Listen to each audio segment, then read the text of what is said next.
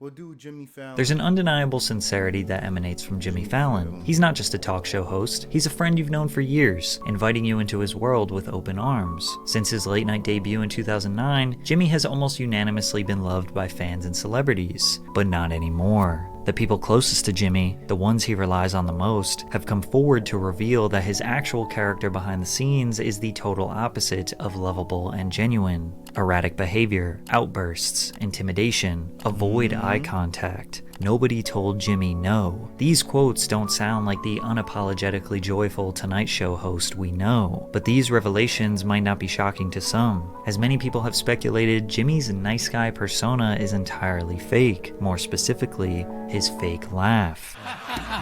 You can't Jimmy, here's... Oh my God! Join eToro's Learn and Earn Challenge and earn cash. It's easy. Visit etoro.tw/earn. Jimmy will laugh at just about everything, to the point where he sounds like a programmed laugh track being controlled by a producer backstage. If you think about embarrassment, scale of 1 to 10. Okay. 1 is just like being a person walking down the street. And 10 is, for me, co-hosting the Oscars with James Franco. Without letting Ann mention why this was embarrassing, Jimmy just bursts out into laughter when there was nothing funny about what she said. And then he tries to connect my my right foot to my left arm, and he's trying to connect them like this, and I'm in such pain. I go like that, Yeah. and his belly goes in my mouth. Even Ryan Gosling looked at Jimmy confused as to why he was laughing so hard. They both play it off awkwardly because they quickly realize this is harmless and it only makes them look better or funnier. There's no point in calling him out, but Taylor Swift wasn't having it. The VMAs are coming up August 24th, and they're saying, I heard that Taylor Swift will be performing. Can you confirm or deny? I mean, we've had a really good time today. Taylor? Taylor? See where I'm going with this at least. Nobody ever listens to me. Oh my Finish a God. thought. Oh my God. So what I was saying is You're not even that looking at me. because I'm trying to think of what to say next. If he isn't interrupting them with laughter, he is interrupting them with other pointless talking. Taylor Swift's frustration was a little more obvious than David Spade's. Carson wasn't even the first one, but I squeaked on. You did stand up. When I did, I'll tell the story. When Yo. David just gave him a little jab, and Jimmy knew he was wrong for interrupting the comedian, so he tried to make Dave look like the bad guy and walk off. This wasn't the first time Jimmy walked off set to avoid an awkward situation that he caused. No, it's about how you can beat a human being down to... Don't tell anyone. It's okay. Let him Just see the movie. Or not. Or not. You know what the movie's about, kind of, right? Yeah, so you don't need me. You don't need me. No, do it. It was No, you nice. don't need You me. do it. No, Do no, it. no, You should no do one it. needs No. me. It's fine. Okay, let's go. No, come back. Come on, man. This is a safe way to play off his awkward interruptions because no host would ever walk off their own show for a tiny error. Often it seems like Jimmy has nothing substantial to add to the conversation but feels the need to interrupt or explode with laughter. The internet has memed Jimmy's antics into oblivion. While some say he has a huge ego and wants more spotlight for himself, it seems like he does this to maintain control. He fears dead air, a boring story, or an unfunny joke, so he jabs his way into the conversations with quick jokes or laughs in an attempt to make sure the audience is engaged, but then it ends up doing the opposite. I mean, every time a guest is talking, he leans in, stares at them intensely, maybe reaches his arm out, and is waiting for a split second to interrupt to make sure you are entertained. The other thing that agitates people is how he showers every single guest with compliments. You're my favorite, we love you, it's my favorite movie, my favorite album, as if celebrities need any more ego stroking. Jimmy's defenders think all this controversy is ridiculous. Should he not laugh? Just sit there and be awkward? His show is supposed to be fun. He just wants his guests to be relaxed and confident in front of a live audience. This can definitely explain his overreactions to guests winning his minigames. Sounds like a poodle. Yeah. A labradoodle. Now, it seems ridiculous to nitpick this from Jimmy because fake reactions have been a crucial part of TV and YouTube forever. David Dobrik, KSI, and Joe Rogan have been large contributors to the fake laughter, fake reaction epidemic. Okay, and if you think there is, it's very like, I know everything.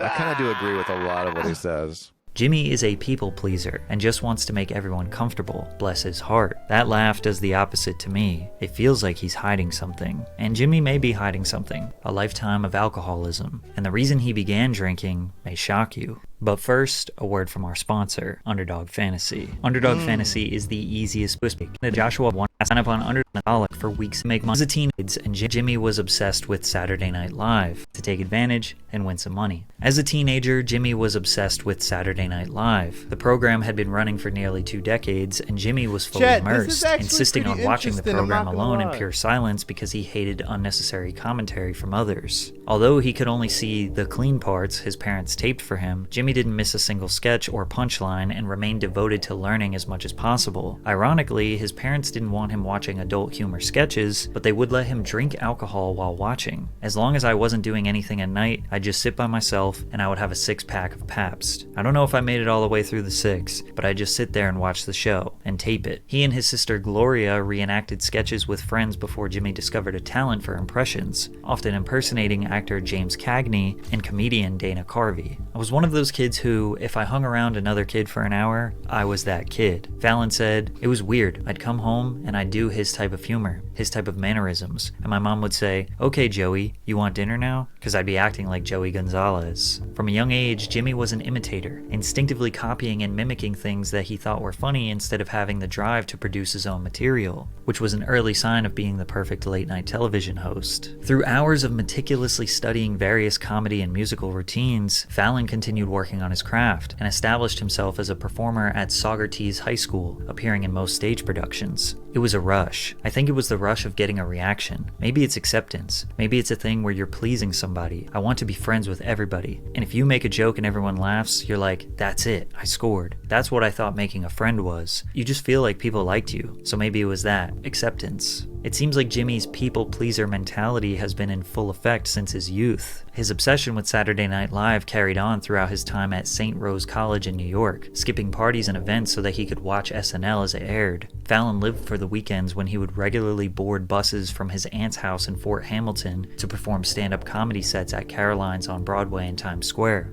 On stage is where Jimmy felt most at home, and his urge to make audiences laugh couldn't be ignored as he dropped out of college in 1995 to move to Los Angeles, California to pursue comedy full-time. Hollywood is a place where are sacrificed. So this is not just...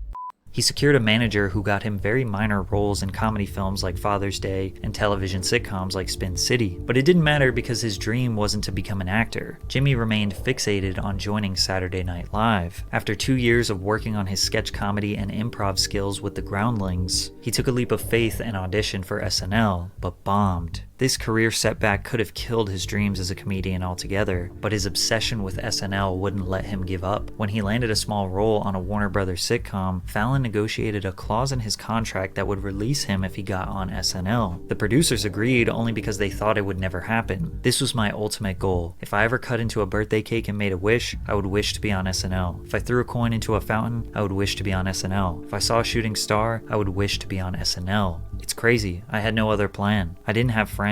I didn't have a girlfriend. I didn't have anything going on. I had my career. That was it. SNL is notorious for its difficult audition stage. The series creator, Lorne Michaels, almost never laughed during auditions, and it would take a special talent to grab his attention. Fallon recalls 3 different people warning him about Lorne's lack of laughter, but he learned a lot from his first catastrophic performance, and his second audition, he would come prepared with nothing but himself and his impressions, something that he perfected over time. Jimmy marched on that stage, performing a celebrity walkathon with impressions of Jerry Seinfeld, Chris Rock, Bill Cosby, and Adam Sandler. To his surprise, Michaels and other executives could not stop laughing. I was in the room that day, says former SNL writer Tina Fey. He's one of 2 people I've ever seen who was completely ready to be on the show. Kristen Wiig is the other one. And Jimmy was ready like if there had been a show to do that night. Lorne Michaels informed Jimmy that his dreams were now a reality. He was going to be a cast member of Saturday Night Live. All Jimmy could do was look at Michaels and tell him, "I'm going to make you proud." He debuted beside the cast of SNL as a featured player during its 24th season in September 1998. Fallon established himself as a household name overnight, becoming known for his spot-on impressions of various celebrities and public figures. While he was living out his dream, Jimmy was also developing a scary addiction that would come back to haunt him decades later. During their time at SNL, Fallon and cast member Horatio Sands often drank together. Sands has described himself and Fallon as super-functioning alcoholics, and stated, "That kind of goes hand in hand with SNL. Some kind of substance abuse issues because it's so stressful you could easily find yourself blowing off steam a lot." Sands recounted how he and Fallon got in a couple of brawls. "I've seen Jimmy clock a few people," he said. "Jimmy could fight. I don't know where he learned, but he definitely scrapped with the best of them." Jimmy working in a high-stress environment and abusing his health to cope is potential foreshadowing for the work environment he would create on his own show. He always planned to leave Saturday Night Live after 3 seasons. However, Lorne Michaels offered him a role on Weekend Update with Tina Fey, which is essentially the comedic news section that SNL covers every week. Unfortunately, Jimmy also developed a negative reputation on SNL as somebody who can't hold in his laughter. At first, it was an innocent mistake that began in the famous More Cowbell sketch, when Will Ferrell wore a tight shirt that caused Fallon to break character. Every cast member was laughing during this skit because, well, it was hilarious. But that moment opened a revolving door of cast members intentionally trying to get Jimmy to break character, and he did break character. A lot. Interrupting the punchlines and comedic timing by laughing and giggling. While some thought it was hilarious, others found it insensitive and believed he was attempting to steal their spotlight and make the sketches about himself. Lorne didn't like it. The writers didn't like it. I'm not trying to do it on purpose. I'm trying not to do it. But sometimes it just got insane.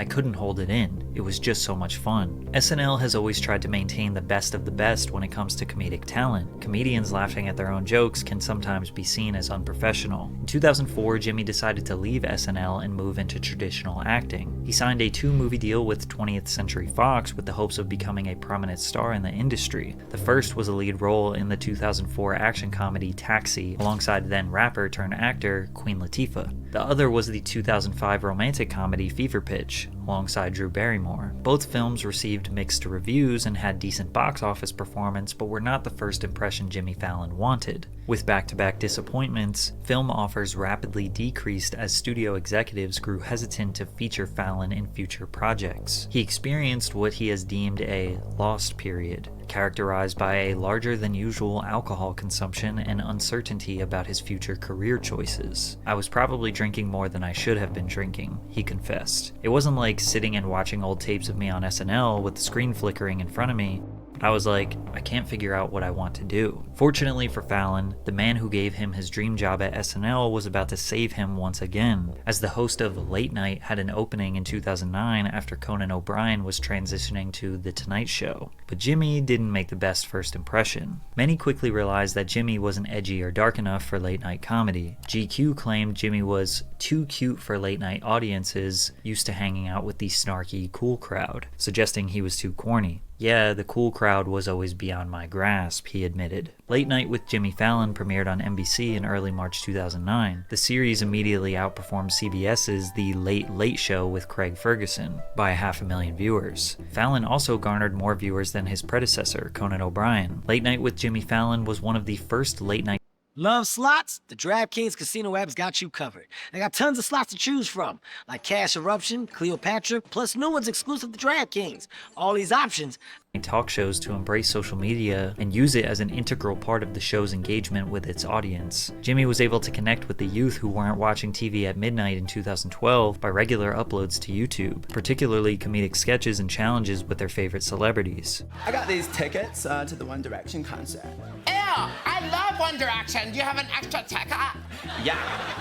Many of these videos amassed millions of views, but it was nothing compared to the dominance he would have on The Tonight Show. In early 2014, Jimmy Fallon transitioned to NBC's The Tonight Show, where he had big shoes to fill. From Steve Allen to Jack Parr to the iconic Johnny Carson, who stamped the show's legacy for 30 years, then Jay Leno and Conan O'Brien, it was now Jimmy's job to lead the most popular late night show of all time. He debuted to a staggering 11.9 1.3 million viewers, and despite all the alleged fake laughing, overreactions, interruptions, and being too corny, he dominated late night television. The show averaged 3 to 4 million live concurrent viewers throughout the years, but also embraced social media with their YouTube channel that has amassed 30 million subscribers, with multiple videos in the hundreds of millions of views. A lot of Jimmy's segments mimic the format of YouTube challenges. Many of you have never even watched Late Night, but have seen tons of The Tonight Show's YouTube segments, such as Lip Sync Battle, Musical Impressions, and Egg Russian Roulette, where he and his guests would engage in playful competitions resulting in funny and often viral moments. His comedic sketches and style often mimicked SNL because of his obsession and Lorne Michaels' production. Jimmy is like the personification of a golden retriever, and America loved him. And although the late night host is a high profile and often rewarding role, the pressure can be severe. Late night hosts are expected to be funny and entertaining every night. The constant pressure to deliver humor can be mentally and emotionally taxing. Late night hosts must stay up to date with current events and pop culture trends to keep their material relevant, which requires continuous research and adaptability.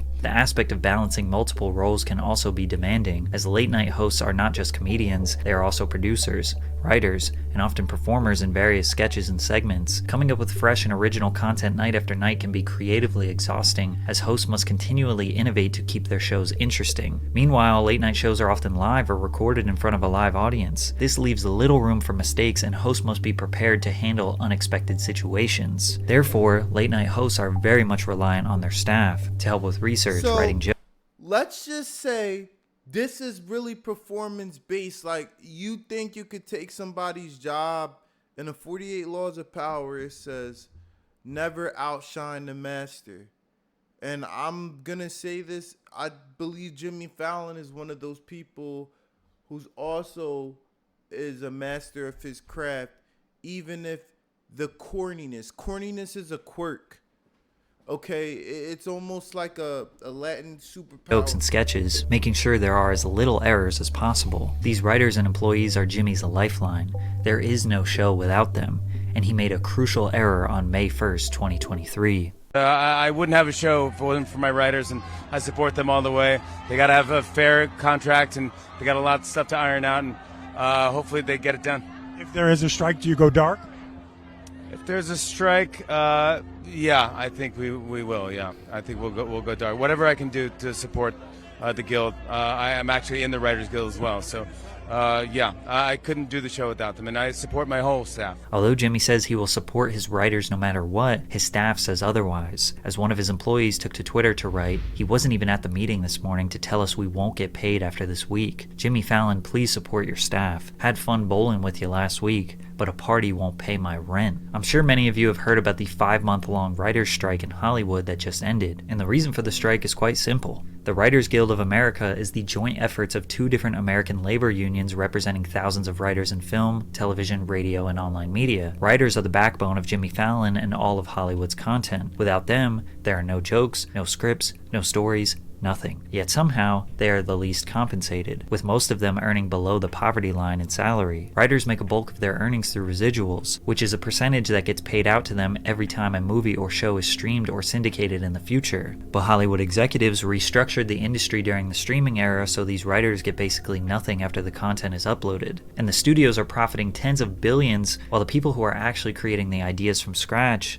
are on food stamps. So Jimmy saying he supports his staff no matter what, but not increasing their salaries to a livable wage, had them pretty pissed off, which led to a Rolling Stone article that contacted over 50 Tonight Show employees revealing what Jimmy is really like behind the scenes. Although many praised Fallon for his immense talent and comedic gifts, nobody spoke on record or had positive things to say about working on The Tonight Show. Interestingly enough, 3 employees who originally worked on Late Night claim a dramatic and ugly shift in working environment occurred once they transitioned to The Tonight Show. People that worked under them felt this pressure that if you made one mistake, you were gone and would be easily replaced. From 2014 to 2022, there were 9 different showrunners. This constant change in leadership gradually created a chaotic atmosphere among staffers who expressed their loss in faith in senior leadership. Nobody told Jimmy no, Everybody walked on eggshells, especially showrunners. Another former employee says, "You never know what Jimmy you were going to get, and when he was going to throw a hissy fit." They described Jimmy's temperament, mood, and treatment of staffers as erratic. They suggested Jimmy Fallon was unpredictable, having witnessed him snap at crew members over the smallest things. They also claimed Fallon occasionally berated and belittled staffers out of frustration. 3 former employees said that he berated them in front of other colleagues and crew members. It was like, if Jimmy's in a bad mood, everyone's day is fucked. When something was wrong, we all knew how to behave afterwards, which was just sort of avoid eye contact and don't make another mistake. The article then dives into Jimmy's SNL skit in 2000 where he did an impression of Chris Rock while doing blackface. Jimmy apologized for this skit that resurfaced in 2020, and the article followed up this information with an employee alleging that the staff tried to sweep this controversy under the rug. A black employee claims that showrunner Granite Benderman kept asking them, "What is going on with your hair?" trying to paint the picture of a racist environment behind the scenes at The Tonight Show. Employees claim that they experienced deteriorating health effects due to the environment, hair thinning, extreme weight loss. Mentally, I was in the lowest place of my life. I didn't want to live anymore. One longtime employee says they never reported their issues to HR because early on in their tenure at the show, they saw colleagues of theirs attempt to speak to human resources representatives and subsequently got fired from the show. "They don't protect us," the former staffer says. "They don't do anything for us." Many of you watching have probably worked in a toxic environment and have experienced similar ramifications as these employees alleged, so you can easily see this being a reality for Jimmy's show. Others speculated that this is nothing more than a hit piece. Many think that Jimmy's short temper, erratic behavior, and need for nothing less than perfection is standard for someone putting on a show for millions and millions of people. They think most of the worst allegations are against the showrunners, and Jimmy has to take the blame since he is the boss. Most people wonder why someone wouldn't just get a new job if it was so bad. Then again, Jimmy did come from SNL, which was one of the most high-stress work environments that led to multiple employees suffering from substance abuse issues. So it's not that hard to believe that he could have created a similar environment thinking it's just show business. However, after Rolling Stone published the article, Fallon apologized to staff members in a Zoom call. "It's embarrassing, and I feel so bad," Fallon said, according to 2 people who were on the call. "Sorry if I embarrassed You know, when it's the guilt, it's not the actual apology, but go ahead. you and your family and friends. I feel so bad I can't even tell you." We don't have the full apology, so we don't know if Jimmy is accepting blame for all of these allegations, for just a few, or if he is just following the command of his PR team to avoid the same outcome as Ellen. Whatever you can. Alright, y'all. I'm gonna be back on a little bit later. About to hit the gym and shit.